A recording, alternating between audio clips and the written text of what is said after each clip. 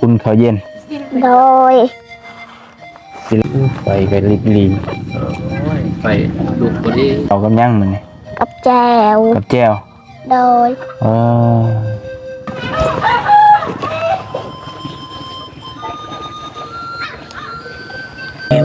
มาพริกผง ตำด้วยเฉพาะตำไว้ด้วยเฉพาะเลยอยากกินยังไงมันตักเอา โดย ใช่อันนี้ว่าสิกิน เงาวัน เฮ้ยโอ้ เราไป กาพักเพียงเนาะเพิ่นปอก ล้างออก เพิ่นปอกออกหั่น เขาทิมบ่ ปอกทิ่ม โดย เขาทิมจะไปเก็บเอา โดย อ๋อบัดบ่มเนาะ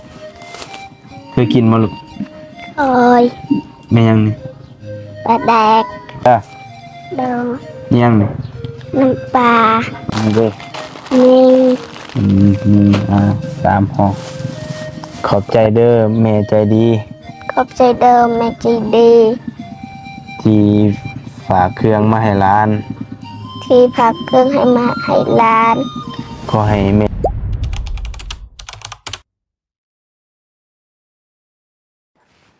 เปิดภาพมาวันนี้ก็คอยคำลงแรงแล้วพี่น้องเนาะมาบ้านปลายก็พอดีเฮาก็สินำถุงยางชีพเนาะมาแบ่งปันวันนี้ก็เข้ามาทาง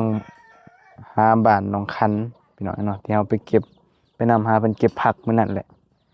มื้อนี้ก็ได้ถุงยางชีพมาฝากพี่น้องเนาะกราบทักทายสบายดีเด้อพ่อแม่พี่น้องเบิดสุขทุกคนเนาะบ่ว่าสิอยู่ทางในและก็ต่างประเทศนี่เนาะก็ยินดีต้อนรับเข้าสู่ช่องบ่าวเตียงทองเนาะปี2คือเก่าพี่น้องเนาะก็สิไปเบิ่งเพิ่นก่อนตอนนี้ก็ค่ำแรงเลยน่าจะบ่ได้ไปไสดอกเนาะอยู่เฮือนเอาถุงยางชีพไปฝากเพิ่นก่อนแบ่งปันกันพี่น้องพอได้บรรเทาทุกข์ก่อนเนาะเพราะว่ามีบ่หลายก็เอาก็แบ่งปันหลายๆครอบครัวหน่อยก็กินได้อยู่หลายเดือนเนาะมีเพิ่นอยู่3คนก็ได้เป็นเดือน2เดือนพุ่นแหละพี่น้อง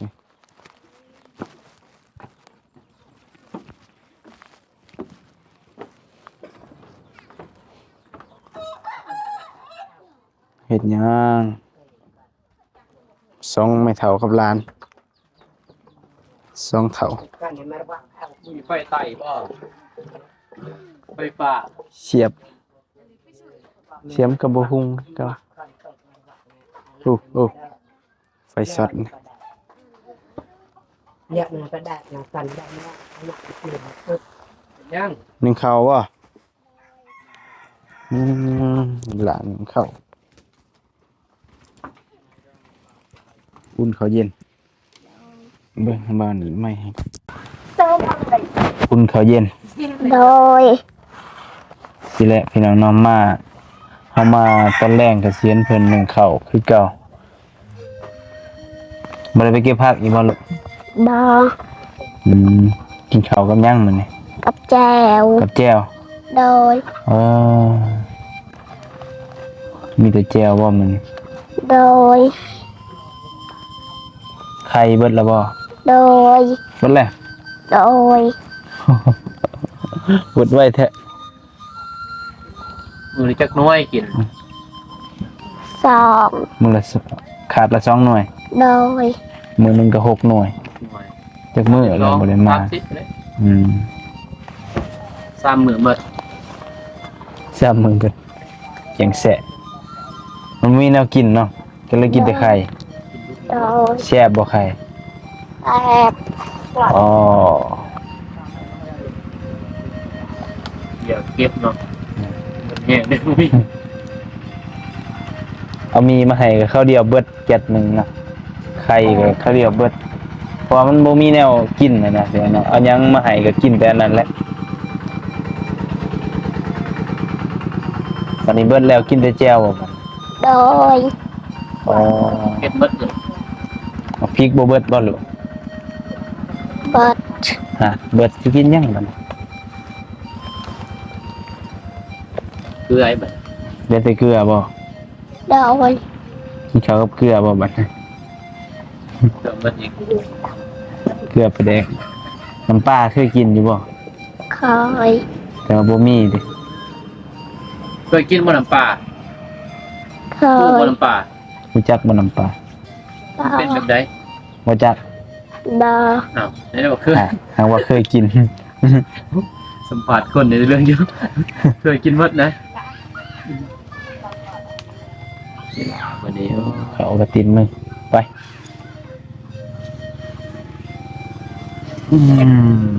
มีแนวกินบ่มีหยังกินแล้วโอ้ไปก็รีบ ไปดูคนที่ลองเลย ๆนึกเอาบ่าวเฮ็ด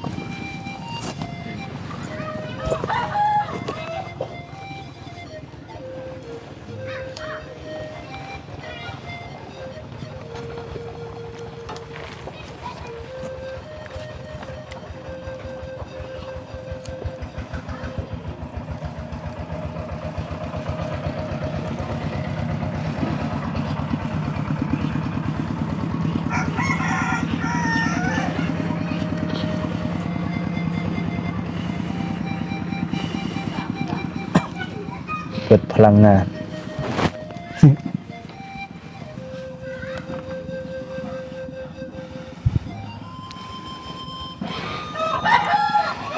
คนกลุ่มผมมีแนวอะโลป่ะอะโลมันจะเป่าง่าย บอ ตัวนี้มัดแล้วเปิด คอแห้งบ่ล่ะ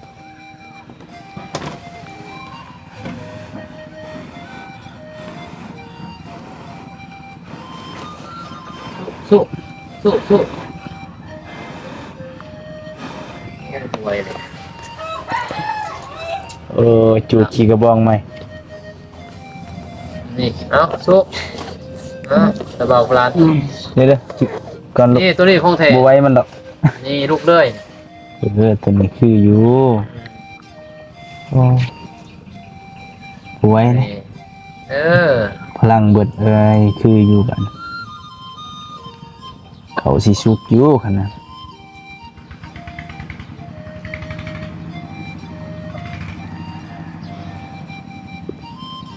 โอ้ว่ากินข้าวนำมียังกินบ่ อยู่เขาว่าสิมากินข้าวนำโอ้บ่มีหยังกินบ่ว่าไม่เท่าบ่มีแนวกินบ่โอ้หิวข้าวแล้ว มีบ่ปลาแดก แดกมีบ่พอได้จำ บ่มี มีหยังแหน่ แต่แจว ให้แจว ใส่เจียว นี่ แจว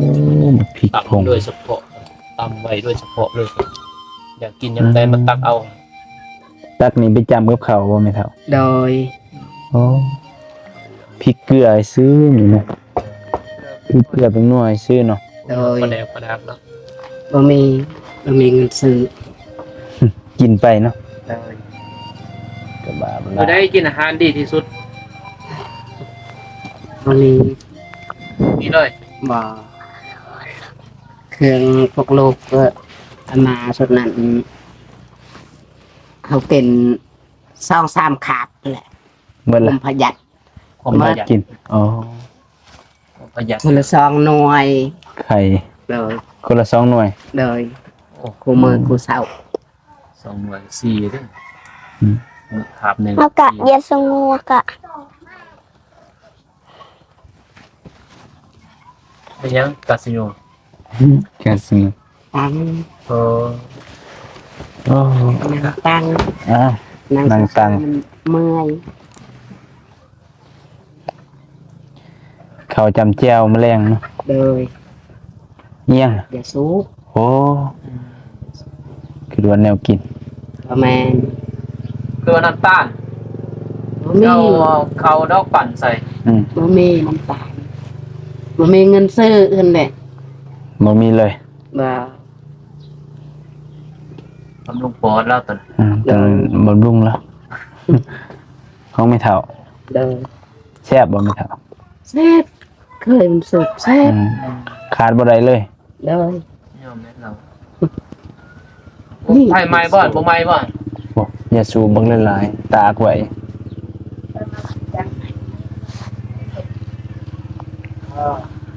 พี่ดอกเอาเองเนาะบริษัทขาย คือบ่ปลูกผักแม่เฒ่าปลูกอยู่บ่ผัก พักจะปลูกอยู่บ่พัก พันในปลูก โอ้ ปลูก ยามนี่บ่ ปี ได้ นามันปลูก พี่นาพุ่น เลย มันบ่มีน้ำพด นี่ บ่ บ่มีเป็นปลูก ยามนี่ ถ้าบ่มีเงินใส่ บ่มีเงินซื้อ โดย ซื้อในผักบ่ โดย อ๋อคันมีเจ้าสิปลูกบ่ฮะปลูกบ่เลย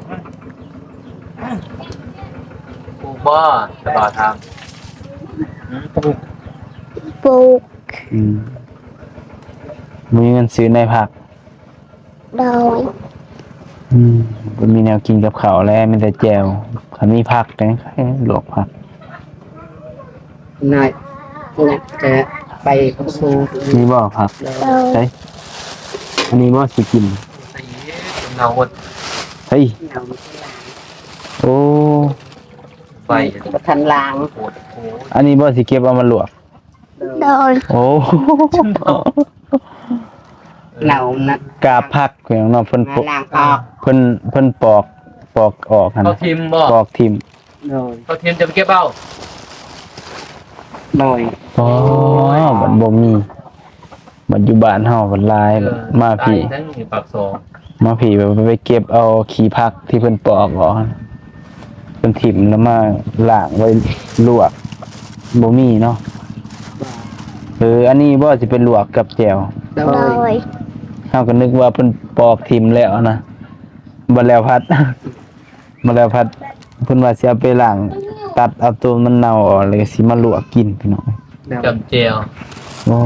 แจกแล้ว นี่ทันล้างนี่ มาลากมาเลย บ่ ล้างแล้วก็มาลวกเนาะแม่เฒ่า โดย แกงก็ได้นะเอาไว้ลูก เจ้าตัวนี้ อืม แพทเป็น พอได้ประทังชีวิต โอ้โหแล้ว อันนี้บ้านเขาเอิ้นขี้พักเลยคนปลอกถิ่มเน่าเนี่ยแต่ว่าเพิ่นก็สิเอามาล้างตัดส่วนใดที่มันเน่า อืม ก็มาแกงมาต้มเนาะ กินยากเลยเบิ่งเขาไปเลาะเหมือนเนาะ เด้อ ไปเอากินอ่อนก็บ่มี ไปหาผักก็เบิ่งไกลห้อยได้ลูกอยู่ใกล้บ่ห้อยบ่ หอยมีบ่ บ่มี บ่มีล่ะ บ่ ไปหาอีซื่อ บ่จักเทศบ้านอื่นเท่านั้น เคยกินหรือบ่หอย เบา จะไปหาอีซื่อห้อยบ่ หลานบ่เจอและ บ่เจอ โดย ฮะ ไปด้นแล้ว โดย เคยกินอยู่บ่ บ่ อ้าวบ่เคยได้มื้อนั้นคือเห็นหอยอยู่บ่เคยบ่ หอยทั้งตัวน่ะหอยปลากวาง โดย หาอยู่ใส่หอยประกวงอยู่หน้าบ่ โดย ใกล้บ่จะไป ไก่ แต่ว่าบ่จื้อแล้ว โดย ไปกับไผ ไปกับเขา อ๋อเพิ่นพาไปเอาเนาะ โดย แต่บ่จื้อแล้วตอนนั้น โดย เอ้าของมาฝากมานั่งดีๆลูกพี่มานั่งปินหน้าสิใส่กล่องพี่นั่งพี่ยังไม่ นางโลกอะไรบ่นางตังนางมันสิ นั่งลุมก็ได้เจ้านั่งแบบนี้ย่าน AI มันตรวจสอบนั่งคัด ตะมอบ ตะหมอบได้บ่ เป็นบ่โอเคอย่าได้ AI อันตรายเลยพี่น้องนะเอาของมาฝากก่อนพอได้บ่ได้จำเครือบ่ได้จำคลิกที่ซื้อเนาะเคยกินมาลูก คอย แม่ยังนี่ ปลาแดก อ๋อ เหลืออยู่ ปลาแดกพอดีแล้วสกอยใส่แจวเด้อ โดย ยังนี่ น้ำปลา น้ำปลา โดย แซ่บบ่น้ำปลา บะจัก บ่เคยกินสิบ่ โดย เจ้าฮู้จะได้ว่าน้ำปลาเห็นนี่ใช่ร้านเห็นนี่ใช่ ยูฮาน อ๋อเพิ่นว่าน้ำปลาบ่ลูก โดย อ ไว้ใส่แกงใส่ออมใส่แจ่วก็ได้เด้อ โดย มันยัง ปลาปัง เคยกินบ่ เคย ยิงแซ่บบ่ แซ่บ พอดีแหละไว้กินกับข้าวเด้อมื้อแรง โด เด้อย พอดีแหละจะมีมากินมื้อแรงอันยัง ข้าว ข้าวเจ้าเด้อ โดย เอาหุงเอาเด้อ โดย อ่านี่เด้อ นี่ มี3ห่ออันนี้เด้อลูก มัน มันพืช โดย ใส่ให้ได้กิน ขวด ขัวผักได้บ่ โดย ไว้ขัวผักกูดเด้อ โดย นี่เด้แม่น เก ปั ลื ว อ เกลือ โดย แล้วนี่เด้ลูก เป็นนัว เป็นนัว โดย มีหลายอยู่บ่อยู่เฮือนจ้ะหลายอยู่บ่ ลาย อันนี้เด้ สบู่พุนกับสบู่ก่อน ไว้ซักผ้ากับอาบน้ำเด้อ โดย ยัง สาไลด์ ไว้เฮ็ดหยัง ล้างถ้วย จะมีบ่ มี ตอนนี้ก็มีบ่ บ่อ เบิดแล้ว โดย ปกติได้กินอยู่บ่น้ำปลากับปลาแดกได้ใส่อยู่บ่ปลาแดกปกติอยู่เฮือน ได้ มีอยู่บ่ตอนนี้ บ่อ เบิดแล้ว โดย ปกติเพิ่นก็กินแต่เกลือกับแป้งนัวนี่แหละพี่น้องเนาะ มันโต เป็นหลัก ไทยบ่จัก เป็นนั่นน่ะดีใจบ่ โดย แต่เอาไว้กินเด้อเดี๋ยวก็ต้มมีแน่บ่กับปลากระป๋องแจ่วจ้ะมันก็มีแต่พริกกับเกลือก็เจ้าก็เอาปลาแดกใส่เด้อ โด อั ย นลวกผักเจ้าก็กินกับผักมันก็แซ่บกว่าบัดมื้อหน้าบ่อยากลวกผักก็ขัวผักกินบ่ โดย เอาน้ำปลาใส่มันก็แซ่บเนาะเกลือแป้งนัวพวกเพราะว่าน้องเพิ่นส่วนหลายมีแต่เกลือกับแป้งนัวนั่นแหละเป็นหลักอันนะ ยามพิวยังยาวหมดแล้วคือเฮานี่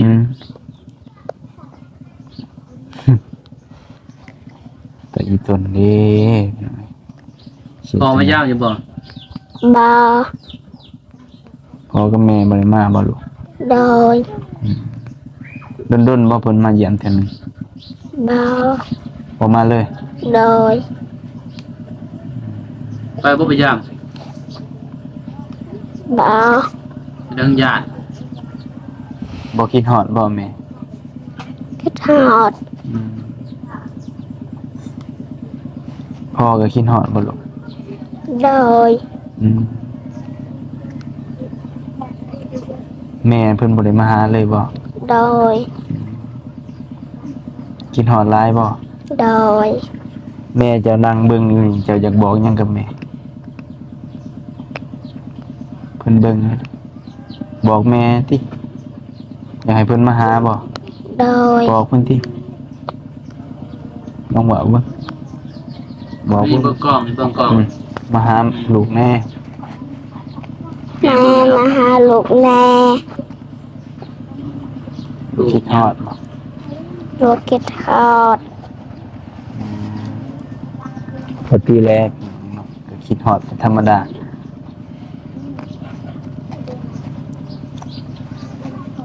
คิดต้นเนาะกินแบบอดๆอยากๆสีนปลาก็บ่ค่อยได้กินเนาะ โดย น้ำบ่าวก็บ่ได้ไปหาบ่ลูกไปหาปลาหาปูบ่ได้ไปหาบ่ บ่อ แต่ว่าตอนนี้เพิ่นไปไสเนาะ ไปคิดยาง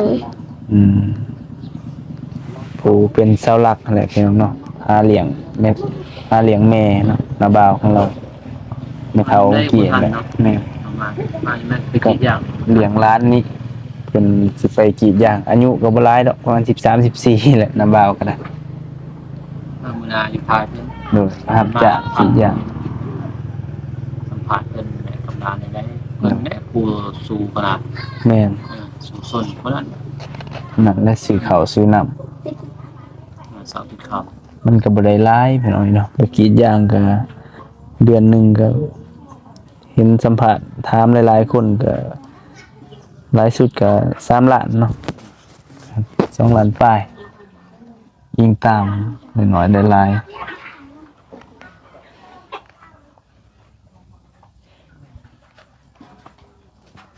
มีแต่ผู้เดียวนี่เฮ็ดหลายคนเลย โดย ทันกันแสดงจังได๋ คือว่าเนาะอยากไปเบิดลำพังไปซื้อข้าวซื้อน้ำก็พอแห้งนั่นนะ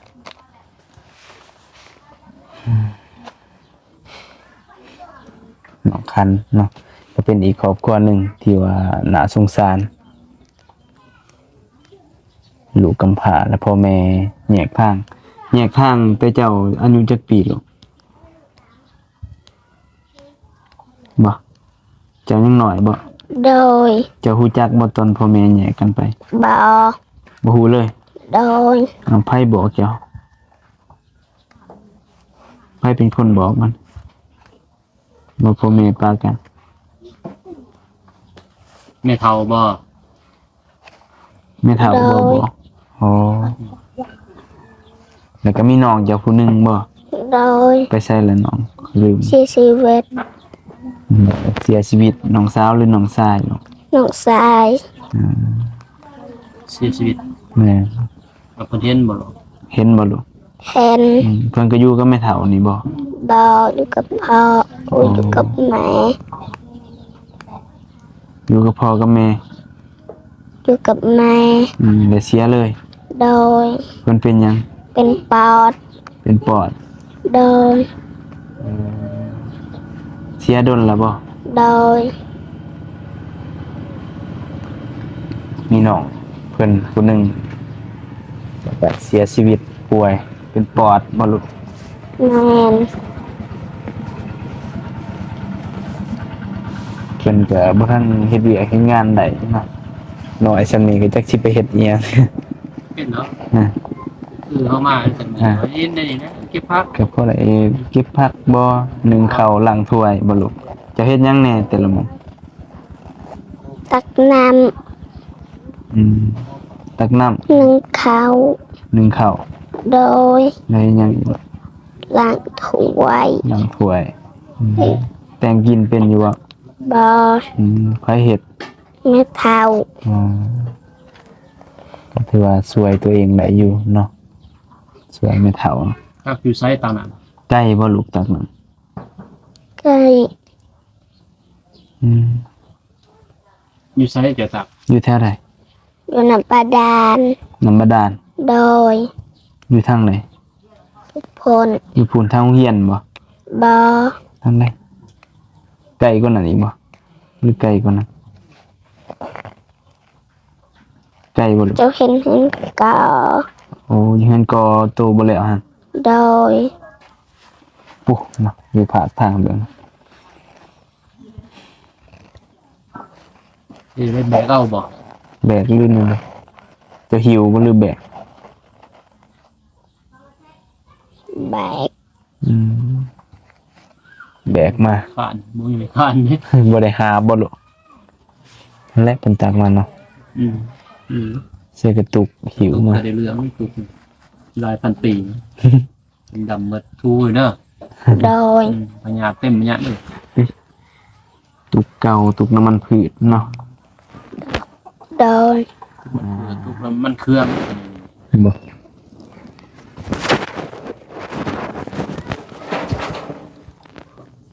อ้าวโอเค นี่ก็น้ำบ้าวอันนี้มาให้เด้อเจ้าพอดีและกินแรงมาม่ากับของป้าเด้อลูกเด้อ โดย นี่ก็เป็นเงินของแม่ใจดีเพิ่นอยู่ฝรั่งเศสเด้อ โด เพิ่ ย นอันน่ะให้น้ำบ่าวมาแบ่งปันให้มีแต่ฝากเจ้านบมือเนาะขอบใจแม่มึงกล่องเลยลูก ขอบใจ อวยพรได้บ่อวยพรให้คุณยายไปได้บ่ บอ หาเว้านำนาบ่าวก็ได้ เอาเบอร์เกาะเบอร์เกาะ แนมมึงกล่องเด้อและเว้าตามนาบ่าวเด้อ โดย ขอบใจเด้อแม่ใจดี ขอบใจเดิมแม่จีดี ที่ฝากเครื่องมาให้ร้าน ที่พักเครื่องให้มาให้หลาน ขอให้แม่อยู่ดีมีแห้ง คอยแม่ดีมีแห้ง ขอให้สุขภาพเข้มแข็ง ขอให้สุขภาพแข็งแรง ขอให้โชคให้มัน